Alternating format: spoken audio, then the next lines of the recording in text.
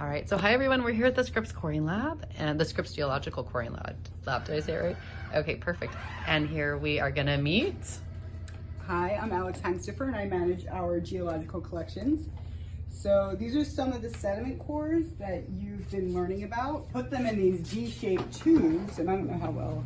Oh my goodness, look at this. So we put them in the D-shaped tubes, and in that way we can move them, we can store them, and then we can put labels on all of our cores, and then we can make a spreadsheet or a database so we know how to find these. And I see this one says like working and then archive. Interesting. And so when we have a tube of mud and we split it in half, now we have two halves. So the working we'll take samples out of, and the archive will maintain as a record of Earth's history and the ocean's history in that area of the ocean. Very neat. And I have to say, it's freezing in here. It's so cold. Yeah, so this is like a refrigerator. Like a refrigerator at home, so that the sediments don't dry out too much and also don't create mold. So basically like your refrigerator at home, it's just massive. Oh my goodness. We have about 18,000 core heads in here right now, and we're constantly growing because scientists are always going back out to sea to collect more. Nice. So, and because these are precious things, we like to try to do non-destructive analyses as much as possible.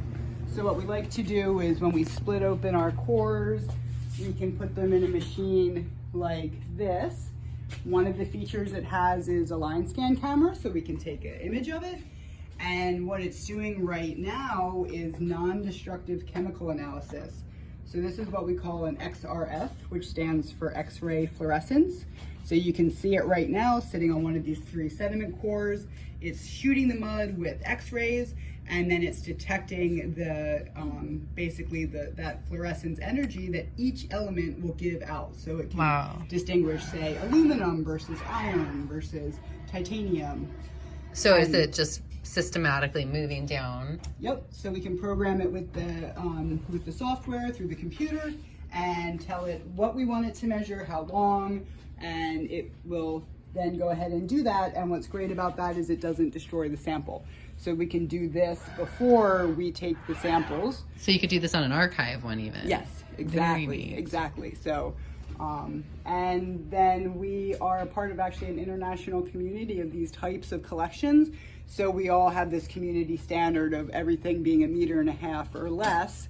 So then if you go to work with other repositories or request material, we all know exactly kind of the size that we're dealing with.